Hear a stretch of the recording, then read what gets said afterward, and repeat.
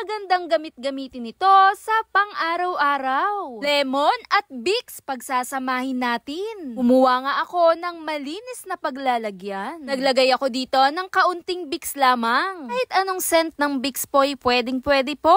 Sobrang bango rin talaga ng aromang dala nito dahil sa menthol niya at eucalyptus scent na rin. Pagkalagay-lagay ko nga nitong Vicks, kumuha ako ng baking soda. Naglagay rin ako dito ng kaunti lamang. Pagkalagay-lagay ko nga nito, sinunod ko naman ilagay yung pinakamaliit na lemon lamang natin. Kung walang lemon, pwedeng-pwede po ang kalamansi, kahit 3 piraso'y pwede na yan, piniga-piga mo lang dito. Sobrang ganda rin talaga ang pinakadala ng lemon kasama ng baking soda dahil na rin sa citric acid nitong dala. At halu-haluin nga natin itong mabuti. Nagsama-sama nating mga sangkap, napakaganda rin ito gamit-gamitin pang araw-araw. Pwede mong gamit-gamitin umaga man yan o gabi. Sa paghalo-halo nga nito, kumuha naman ako ng maligamgam na tubig lang at dinirekta ko na nga dito. Para na rin kahit papano matunaw din talaga yung pinaka-Vicks natin. Dito nga sa aking nilagay maligamgam na tubig, kung mapapansin nyo medyo may buo-buo dahil na rin doon sa Vicks natin. Pero okay lang yan dahil pag pinagsamang sangkap yung aromang dala rin talaga yung kailangan na kailangan natin. Madami-dami bang ipis at gagamba diyan sa loob ng bahay nyo?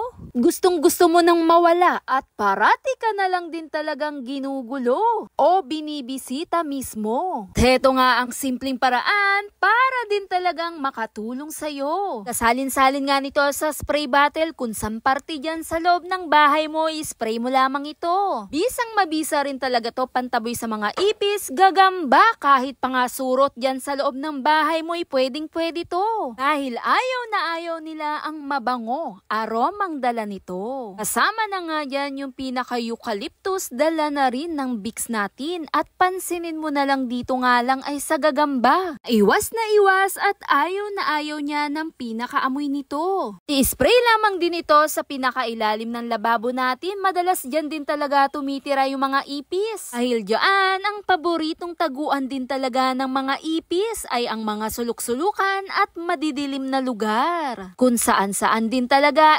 nakasiksik, gaya na rin ng kung ano-ano. Spray-spray ko nga lang din to dito sa ilalim ng rep namin. Kahit saan dyan sa lugar sa bahay nyo, pwedeng-pwede mo i-spray, gamitin lamang ito. Kung saan madalas, kung saan meron din talagang tumitirang ipis, kahit gagamba, kahit ano pa dyan sa sulok-sulukan ng ating bahay. Mabisa rin talaga tong gamit-gamitin, lalong-lalo na sa pang-araw-araw. At wala nang kung ano pang bibisita sa'yo. Lang, Polar for more, bye!